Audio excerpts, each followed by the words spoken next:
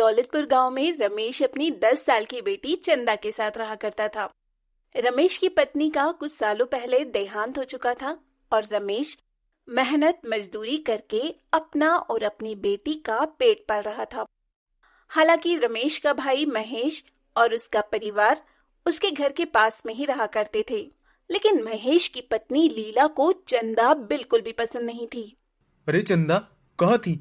कब से तुझे ढूंढ रहा हूँ। वो पिताजी, मैं तो गाय के लिए चारा लेने गई थी, बस उसी में थोड़ा लेट हो गई। आप कब आए? बस अभी अभी आया हूँ। और तू इतना काम क्यों करती है? मैं आकर चारा ले आता। कोई बात नहीं पिताजी, आप भी तो काम पर से आकर थक जाते हैं ना, तो मैंने सोचा मैं ही कर लेती हूँ। और मुझे तो अब ये सब काम करने की आदत हो गई है। अरे रमेश, तेरी बेटी पढ़ने लिखने वाली नहीं है। कुछ दिनों बाद इसके हाथ पीले करवाने पड़ेंगे, वरना जैसे ये पूरे पूरे दिन घर से बाहर रहती है, उस हिसाब से ये घर में नहीं टिकने वाली। तुम भी क्या बच्ची के पीछे पड़ी रहती हो? अरे हमारी चंदा तो तुमसे भी ज्यादा काम करती है। सुबह शाम का घर का खाना बनाना, खेतों से चारा लाकर गाय को खिलाना, यह सब कर लेती है हमारी बिटिया। और तुम तो बस घर के कामों में ही थक जाती हो। ठीक है, तुम घर जाओ, फिर मैं तुम्हें बताती हूँ कि मैं क्या क्या कर सकती हूँ और क्या नहीं। चंदा बहुत ही मेहनती थी। सुबह शाम घर का काम करने के बाद गाय को चारा डालकर भी चंदा अपने पढ़ाई के लिए समय निकाल ही लिया करती थी। ऐसे ही समय बीतता है और चंदा समय के साथ बड़ी हो चुकी होती है, लेकिन फिर भी उसका काम करने का तरीका नहीं बदलता। सुबह शाम खाना बनाना, शाम में खेतों से चारा लाकर गाय भैंसों को खिलाना, ये सब चंदा किया करती थी। चंदा, तुम्हें कितनी बार मना किया है, शाम के समय जंगल में अकेली मत जाया कर। मैं तो कुंती काकी के साथ जंगल से लकड़ियां लाने गई थी। क्यों पिताजी, क्या हुआ? कोई बात है क्या? नहीं नहीं, मैं बस इतना कह रहा हूँ कि कल से लकड़ियां मैं ही लाया करूंगा और गाय भैंस के लिए चारा भी खेत से मैं ही लाने जाऊंगा। तुझे कहीं जाने की जरूरत नहीं। लेकिन अचानक ऐसा क्या हुआ जो आप मुझे जंगल और खेत जाने से मना कर रहे हैं? रमेश चंदा की किसी भी बात का जवाब नहीं देता। वहीं रमेश के जाते ही लीला वहां आती है और चंदा से कहती है, तुझे पता नहीं है, सारा गांव तेरे बाप पर थू थू कर रहा है और गांव वाले तो ये कहते हैं कि इतनी बड़ी जवान लड़की हो गई है, लेकिन अभी तक जंगल जाकर लकड़ियां लाती है और खेत में घंटों बिताती है। जरूर पापा के कान आपने ही भरे होंगे। मैं तो काम से खेत में जाती हूँ और जंगल भी काम से ही जाती हूँ। न जाने आप लोगों के दिमाग में क्या ही चलता है। हाँ, तो अब तेरे बाप ने मना कर दिया है तो तुझे कहीं जाने की जरूरत नहीं है, क्योंकि जल्द ही अब तेरे पिता तेरे हाथ पीले करवाने वाले हैं। ये सुनकर चंदा को काफी बुरा लगता है कि कैसे गांव के लोग और उसकी चाची उसके पिता के कान भर रही हैं, लेकिन जल्द ही चंदा के लिए रिश्ता आता है। चंदा बिटिया, बाहर लड़के वाले आए हैं, सर पर दुपट्टा डालकर अच्छे से बाहर आ जा। रुक, मैं तेरी चाची को भेजता हूँ।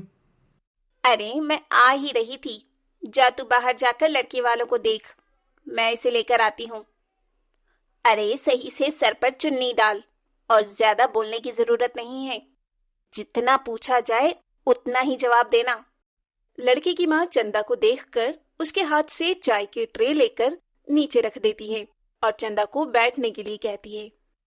क्या नाम है और कितनी पढ़ी लिखी हो? जी चंदा नाम है और कॉलेज कर रही हूँ अभी तो। अच्छा, खाना पीना बनाना जानती हो और शादी के बाद घर तो संभाल लोगी ना? अरे घर तो हमारी चंदा खूब अच्छे से संभालना जानती है। शाम में जंगल जाकर लकड़ियां काट कर लाती है और खेतों से गाय भैंस के लिए चारा भी यही लाती है। इतनी बड़ी हो गई है, लेकिन काम करने में इससे तनिक भी शर्म नहीं। हर काम को बड़ी ही मेहनत से करती है। क्या? जंगल जाकर लकड़ियां काटना, खेत जाकर चारा लाना, इतनी बड़ी होकर ये सब करती है? अब क्या करे, बेचारी की माँ नहीं है तो उसे ही ये सब काम करना ही पड़ेगा ना। देखिए, हमें ऐसी लड़की चाहिए जो संस्कारी सुशील हो, लेकिन बिन माँ की बेटी है और पिता इसके घर पर ज्यादा समय रहते नहीं, खेतों में आना जाना है। खैर, हम सोच कर बताते हैं। इतना कहकर लड़के वाले वहां से चले जाते हैं। लड़के वालों के जाने के बाद लीला भी वहां से ये कहकर चली जाती है कि अरे रमेश, मैंने तुझे पहले ही कहा था कि लड़की जवान हो रही है, खेत जंगल मत जाने दिया कर, और बिन माँ की बेटी है तो लोग गलत समझते हैं। मैंने तुझे पहले ही मना किया था, खेतों में जाने की तुझे जरूरत नहीं। घर में रहकर घर का काम कर, कॉलेज जा, बस इतना ही। बाकी का काम मैं खुद ही कर लूंगा। अब अगले दिन लड़के वाले चंदा से शादी के लिए इनकार कर देते हैं। रमेश को इस बात से बहुत दुख होता है, लेकिन वो अपनी बेटी के लिए अब दूसरा रिश्ता तलाशता है और करीब 10-15 दिन बाद चंदा के लिए एक और रिश्ता आता है। देखिए जी, मैं लड़के की बड़ी बहन हूँ। मैंने ही अपने भाई को पाल पोस कर बड़ा किया है। माँ तो हमें बचपन में ही छोड़कर चली गई थी। उसके बाद मैंने ही घर की, अपने भाई की जिम्मेदारी उठाई है। मेरा भाई तो बहुत समझदार और मेहनती है। जी, मेरी भी पत्नी का देहांत चंदा के 5 साल की उम्र में ही हो गया था। ठीक है, वैसे लड़की पढ़ी लिखी कितनी है और घर परिवार तो अच्छे से संभाल लेगी ना? अभी कोई दिक्कत परेशानी है तो बोल सकती है। पढ़ी लिखी तो है, लेकिन कुछ ज्यादा ही पढ़ा दिया है मेरे देवर जी ने अपनी लाडली बेटी को। मैंने तो पहले ही मना किया था, पढ़ी लिखी लड़कियां ज्यादा समय अपने ससुराल को नहीं संभाल पाती। ये तो आप सही कह रही हैं जी। वैसे कितनी पढ़ी लिखी है लड़की?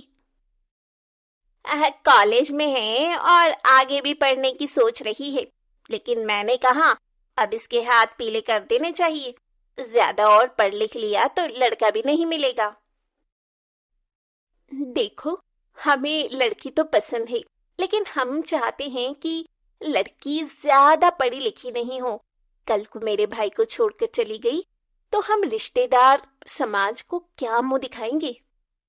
अरे नहीं नहीं, मेरी बेटी ऐसी बिल्कुल भी नहीं है। जितनी संस्कारी है उतनी ही समझदार भी है। पढ़ाई लिखाई तो मैंने इसलिए करवाया कि कल को कोई दिक्कत ना हो। अब ये रिश्ता भी लीला की वजह से टूट जाता है। लीला और महेश दोनों ही खुश होते हैं कि उसने अपने भाई की बेटी का रिश्ता तोड़वा दिया। ऐसे ही ये सिलसिला चलता रहता है और चंदा के चाचा चाची की वजह से उसकी शादी टूटती रहती है। देखा, मैंने कहा था ना, मैं चंदा के इस रिश्ते को भी तोड़वा दूंगी। मैं भी तो यही चाहता था, रमेश की बेटी का रिश्ता टूट जाए। और तुमने लड़के वालों के सामने जो भी बोला सही बोला। रमेश बार बार अपनी बेटी के लिए रिश्ता ला रहा था और किसी न किसी कारण लीला उस रिश्ते को तोड़वा दिया करती। रमेश अब काफी परेशान हो जाता है। ये देख चंदा अपने पिता से कहती है, पिताजी, आप इतने परेशान क्यों होते हैं? चलिए, चलकर खाना खा लीजिए। जो मेरी किस्मत में लिखा होगा वो खुद चलकर आ जाएगा। हाँ बेटी, हाँ बेटी तो सही कह रही है। जो किस्मत में लिखा होगा वही होगा। अब तो सब महादेव पर छोड़ दिया है। ऐसे ही समय बीतता है और एक रोज रमेश के घर गांव के पंडित जी आते हैं। अरे हो रमेश, कैसा है? घर पे सब कुशल मंगल तो है ना? हाँ पंडित जी, सब अच्छे हैं। बताइए कैसे आना हुआ आपका? मैं तो जरूरी काम से आया हूँ। जिस गांव में पूजा करवाता हूँ वहां के सेठ धनी राम ने अपने बेटे की शादी आपकी बेटी चंदा से तय करवाने की बात करी है। दरअसल उन्होंने आपकी बेटी को कॉलेज जाते हुए देखा था। यह आप क्या कह रहे हैं पंडित जी? सेठ धनी राम जी तो इतने धनी हैं कि वह अपने बेटे के लिए एक से बढ़कर एक लड़की ला सकते हैं। तो भला मुझ गरीब पर इतनी मेहरबानी क्यों? धनी राम बेशक धनी है, लेकिन उन्होंने हमेशा से अपने परिवार को जोड़ कर रखा है और वो अपनी बेटी को बहू के रूप में एक कैसी लड़की चाहते हैं जो संस्कारी और समझदार हो। और शायद चंदा बिटिया में उन्हें यह सारे गुण नजर आए।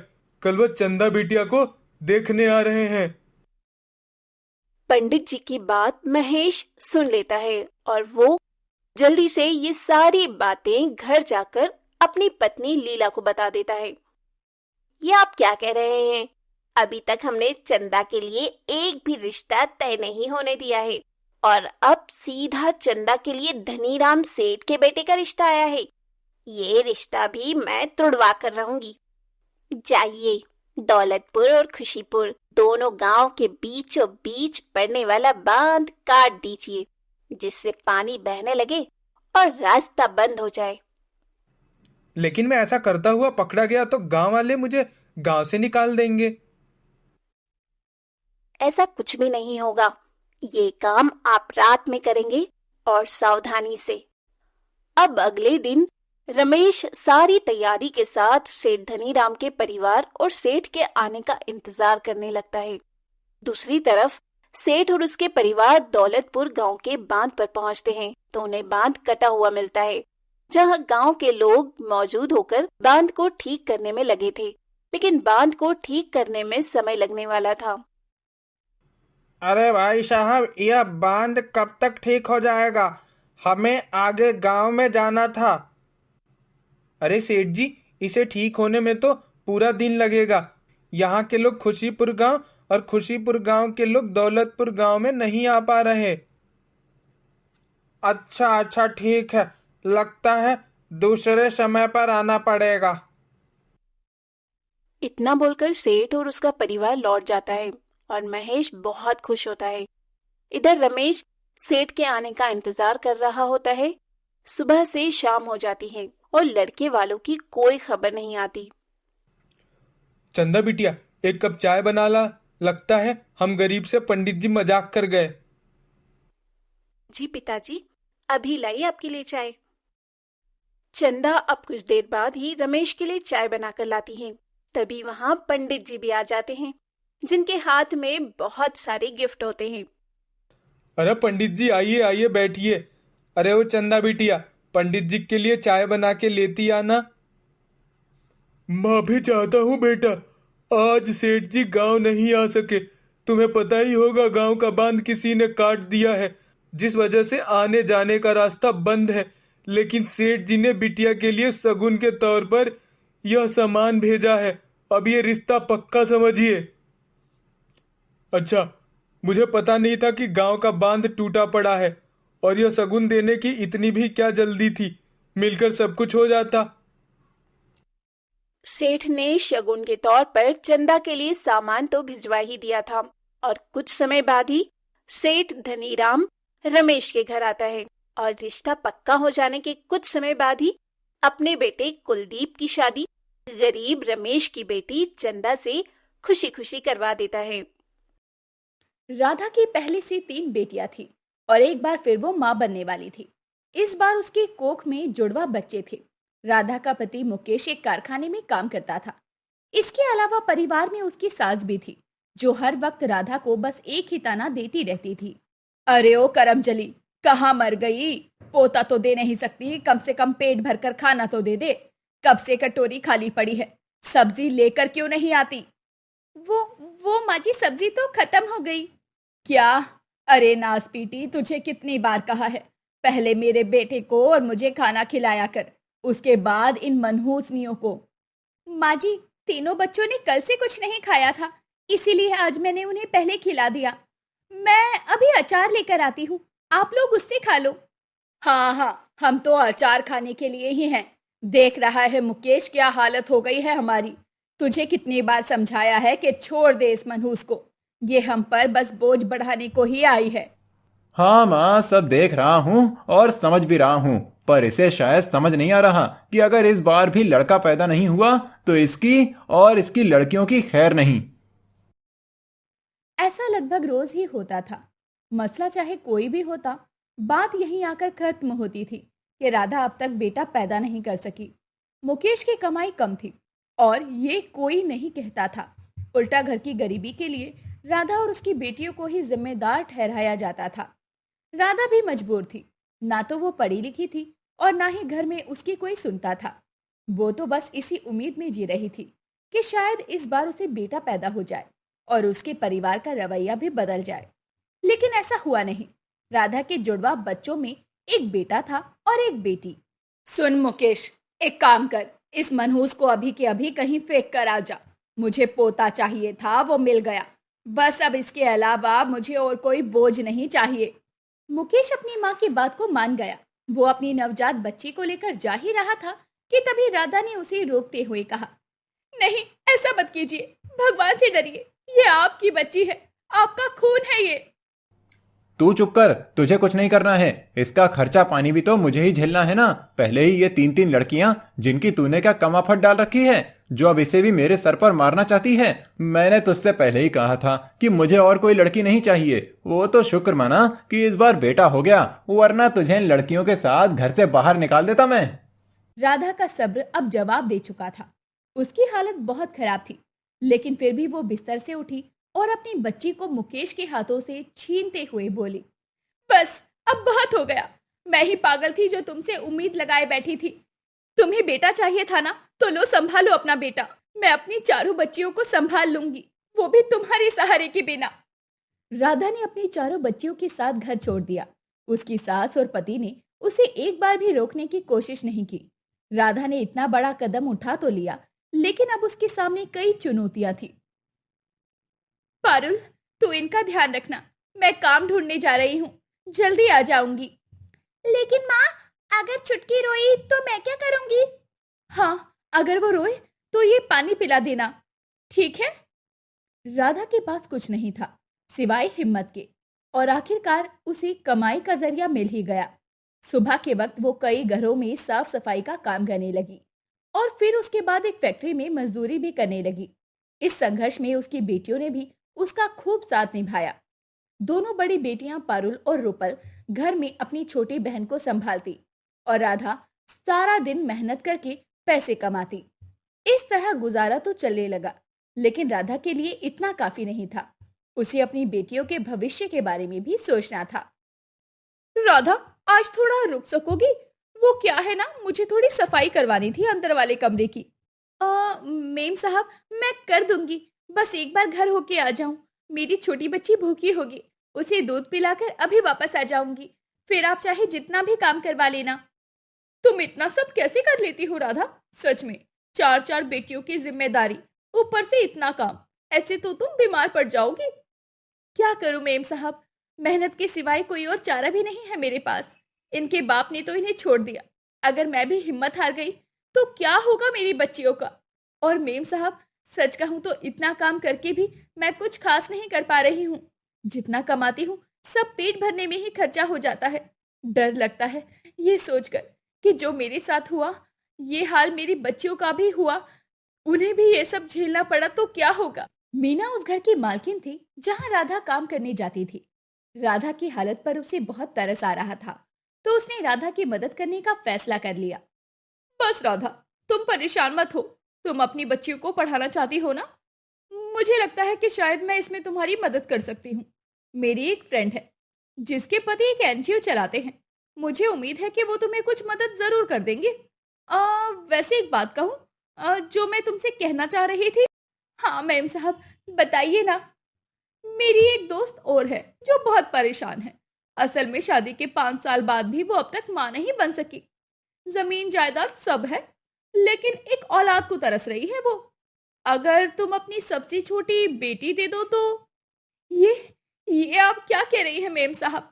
भले ही मैं गरीब हूँ, लेकिन अपनी बच्ची किसी और को दे दूंगी, इतनी भी मजबूर नहीं हूँ। मैं अपने बेटे को तो पहले ही खुद से दूर कर चुकी हूँ। मैं जानती हूँ कि उसके बारे में सोच सोचकर मेरी क्या हालत हो जाती है, लेकिन अब मेरी बेटी को ना मेम साहब, ये मुझसे नहीं हो पाएगा। राधा रोती हुई वहां से अपने घर आ गई। घर आते ही उसने देखा कि उसकी सबसे छोटी बेटी बेहोश पड़ी है और उसके आसपास तीनों बेटियां रो रही है। क्या हुआ? क्या हुआ? तुम सब रो क्यों रही हो?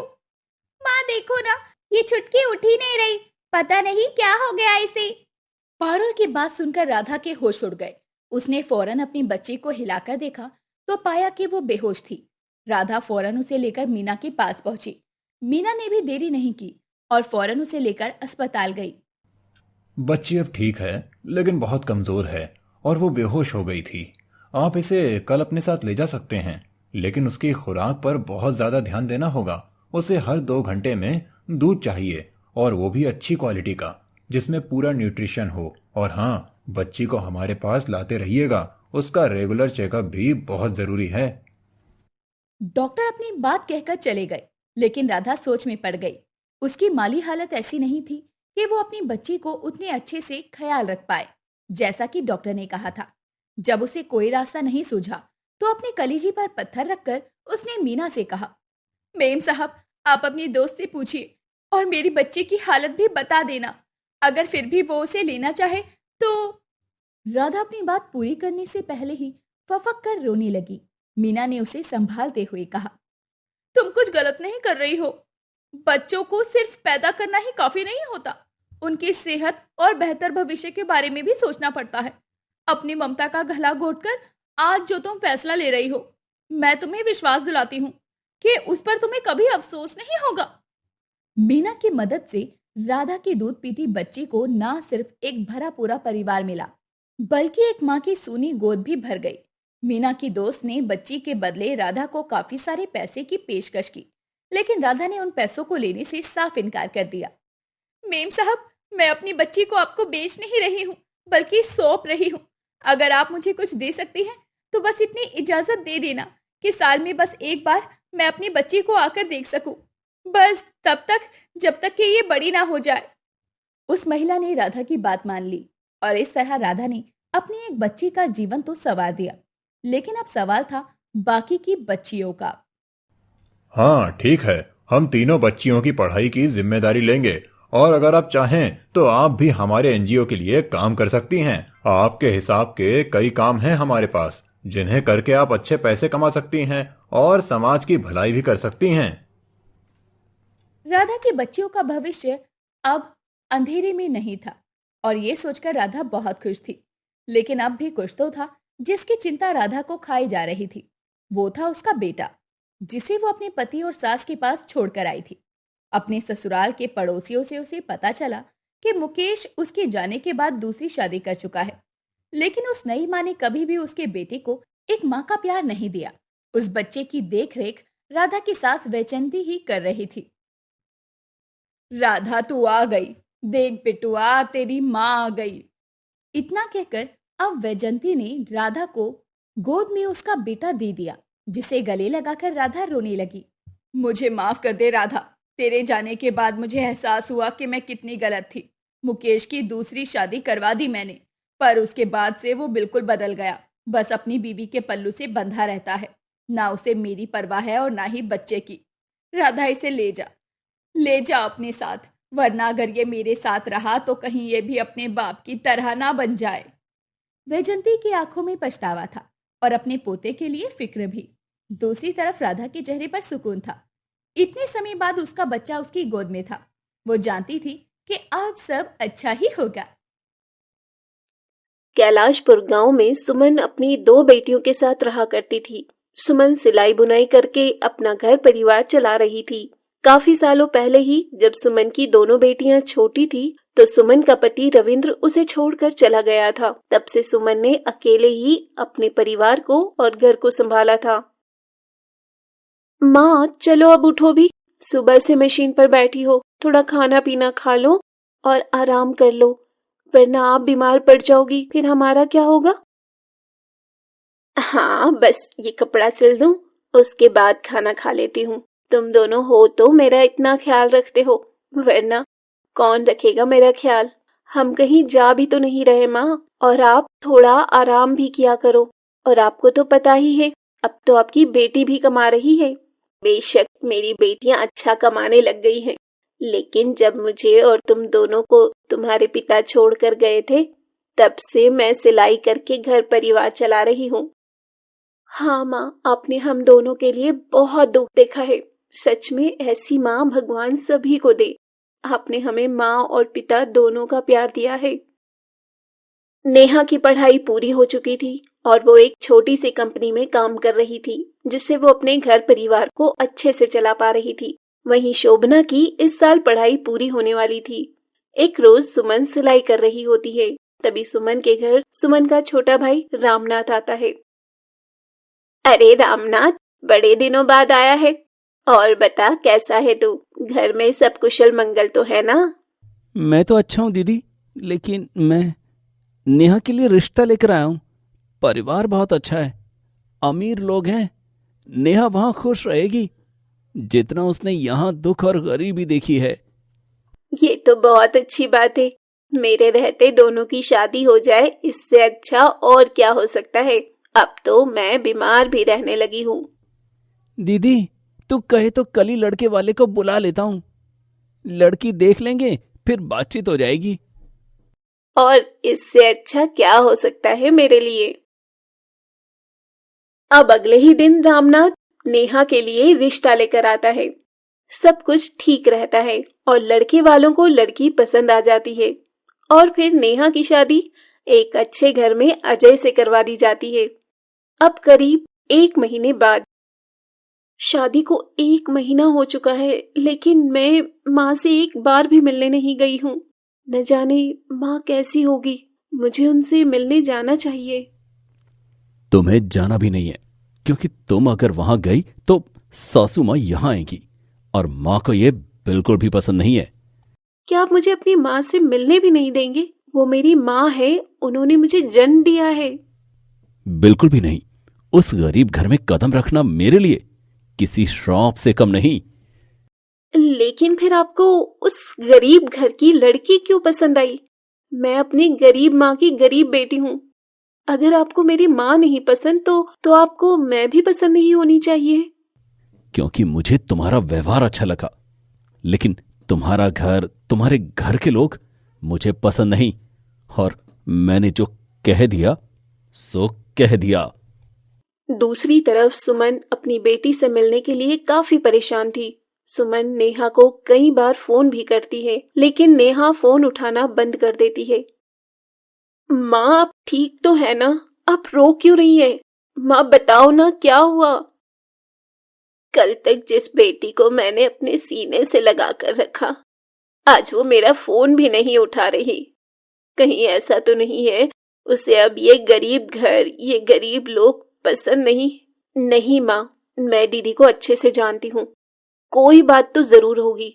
वो अमीर लोग हैं ना, हो सकता है दीदी को यहाँ आने नहीं दे रहे हों या खुद भी आना नहीं चाहते हों। जब तक मेरी बड़ी बेटी रही है तब तक उसने घर को संभाला है। अब उसकी जिम्मेदारी तेरे कंधों पर आ गई है। तू भी जैसे तैसे कमाकर अपना घर चला ही रही है। कुछ समय बाद तू भी चली जाएगी, लेकिन मैं दीदी की तरह आपको अकेला छोड़कर नहीं जाऊंगी। जहाँ जाऊंगी आपको लेकर जाऊंगी। मैं तो उसे पहले ही कह दूंगी कि मुझे मेरी माँ साथ में चाहिए। ऐसा नहीं होता है बेटा। एक माँ अपनी बेटी के ससुराल कैसे रह सकती है? दुनिया वाले क्या बोलेंगे जब उन्हें इस बारे में पता चलेगा? दुनिया चाहे जो भी कहे, मुझे उनसे कोई मतलब नहीं। आपको मेरे साथ रहना ही होगा। बस मैंने जो कह दिया सो कह दिया। ठीक है बेटी, जैसा तू बोल। धीरे धीरे नेहा की शादी को 6 महीने से ज्यादा बीत चुका था। अब शोभना की शादी की बातचीत चलती है और कई रिश्ते देखने के बाद शोभना की भी शादी आखिरकार हो ही जाती है। शोभना अब अपने ससुराल आ जाती है। शोभना के ससुराल वाले नेहा के ससुराल वाले से भी ज्यादा अमीर थे। शोभना, तुम ठीक तो हो ना? इतनी चिंता में क्यों लग रही हो? अरे कुछ बोलोगी भी? क्या हुआ है? मुझे माँ की चिंता हो रही है। माँ की तबीयत खराब रहती है और अब माँ बिल्कुल अकेली हो चुकी है। मैंने आपसे शादी से पहले एक शर्त रखी थी कि मेरी माँ भी मेरे साथ ही रहेगी। शादी में तो ये भी कहा गया था कि शादी का बंदोबस्त अच्छा होगा, लेकिन कुछ भी अच्छा नहीं था। तो क्या मैं इस बात पर विवाद करूं? देखो, मेरी माँ तो मेरी बहन के साथ नहीं रह रही, वो तो यही है ना। फिर तुम्हारी माँ अकेली भी रहे तो क्या दिक्कत है? विनय और शोभना की बात शोभना की सास निरूपा सुन रही होती है। क्या मैंने तुझे ऐसे संस्कार दिए हैं कि तू अपनी पत्नी से इस तरह बात करे? और अगर वो अपनी माँ की चिंता कर रही है तो इसमें क्या गलत है? माँ, आपको पता भी है ये क्या कह रही है? ये कह रही है कि इसकी माँ यहाँ हमारे साथ रहे। तुझे पता है ना कि सुमन जी की 2 बेटियां ही हैं। अगर बेटा होता तो शोभना को अपनी माँ की चिंता करने की जरूरत नहीं होती। पहले ही उनकी बड़ी बेटी से उनका नाता टूटा हुआ है, वो उन्हें देखने भी नहीं आती। जिस तरह आप मेरी सासू माँ है, उस तरह वो मेरी माँ है। उन्होंने मुझे 22 सालों तक पाला है। क्या मैं उन्हें उनके आखिरी समय में उनका साथ नहीं दे सकती? मेरे पति के मरने के बाद विनय ने पूरा घर, उनका कारोबार सब संभाला है। घर में अकेला रहना कितना मुश्किल होता है, मुझे पता है। लेकिन मैं नहीं चाहता कि सासू माँ यहां आए। ये मेरा आखिरी फैसला है। बाकी जिसे जो करना है करे। शोभना अब रोने लगती है। वहीं निरूपा अपने बेटे के खिलाफ नहीं जाना चाहती थी। दूसरी तरफ सुमन खाट पर बैठे अपने घर में अकेले अपनी बेटियों को याद कर रही होती है। नेहा ने तो न जाने क्यों मुझसे नाता तोड़ लिया। वो तो मुझसे बात भी नहीं करना चाहती और शोभना की मुझे बहुत याद आ रही है। शोभना की शादी को धीरे धीरे महीनों बीत चुके थे। वो इस दौरान अपनी माँ से कई बार मिलने पर अपनी माँ को उनके खर्चे के लिए पैसे भी देकर गई थी। लेकिन विनय अपनी सास को अपने साथ रखना नहीं चाहता था। एक रोज विनय जब ऑफिस से लौट रहा होता है तो वो एक बूढ़ी औरत को रोड किनारे बेहोश देखता है और जैसे ही गाड़ी रुकवाता है तो वो हैरान रह जाता है, क्योंकि वो उसकी सास सुमन थी। अब वो सुमन को अस्पताल ले जाता है। माँ, आप वहां कैसे पहुंची? समधन जी, आप ठीक तो है ना? ये सब कैसे हुआ? दवाई लाने निकली थी, लेकिन तेज बुखार होने के कारण चलने में असमर्थ रही और रोड के किनारे ही गिर गई। वो तो भला हो दामाद जी का जो मुझे यहाँ लेकर आए। तभी वहां एक नर्स आती है और वो सुमन को देख अपने हाथ में लिया ट्रे गिरा देती है। दरअसल वो और कोई नहीं, नेहा थी। आप ठीक तो है ना? आप यहाँ कैसे? क्या हुआ आपको? कुछ तो बोलिए, मुझे बहुत घबराहट हो रही है। दीदी, आप यहाँ नर्स के कपड़ों में? क्या आप यहाँ काम करती हैं? लेकिन आप कहाँ थी? माँ का फोन क्यों नहीं उठाती? आपने सोचा कि मेरी शादी एक ऐसे घर में हो गई है जहाँ पैसा, धन, दौलत, किसी चीज की कमी नहीं। लेकिन असल में ये पैसे वाले लोगों के अंदर दिल बिल्कुल नहीं है। इन्होंने मुझे आपसे बात तक करने से मना कर दिया और मुझे यहाँ काम पर लगवा दिया। इतना पैसा होने के बावजूद मैं यहाँ इस अस्पताल में नौकरी कर रही हूँ। सुमन को सब कुछ समझ आ चुका था। वो अपनी बेटी को अब अपने साथ अपने घर ले आती है। वहीं नेहा भी अब अपने ससुराल वालों से नाता तोड़ लेती है और कुछ महीनों बाद नेहा के लिए एक अच्छा घर परिवार ढूंढकर उसकी शादी करवा दी जाती है। और सुमन का ये दामाद सुमन की बहुत सेवा करता, क्योंकि वो अपने माँ बाप को बचपन में ही खो चुका था और उसे माँ बाप की अहमियत अच्छे से पता थी। पूजा और योगेश शादी के मंडप में बैठे 7 जन्मों के कस्मे वादों के साथ शादी के बंधन में बनने जा रहे थे। जहां पूजा और योगेश अपनी नई शादीशुदा जिंदगी की शुरुआत करने के सपने देख रहे थे, वहीं योगेश की माँ सुषमा पूजा के पिता श्यामलाल से बार बार एक ही बात कह रही थी। अरे भाई साहब, कहाँ रह गए आपके पैसे? लड़की का कन्यादान होने जा रहा है, लेकिन अब तक दहेज के पैसे नहीं आए हैं। बस मैंने अपने छोटे भाई को कहा है, वह लेकर आता ही होगा। अब तब तक बाकी की रस्में पूरी करवाइए। अरे समधी जी, इतनी भी क्या जल्दी है? एक बार पैसे आ जाने दीजिए, शादी ब्याह तो हो ही जाएगा। कौन सी लड़की भागी जा रही है आपकी?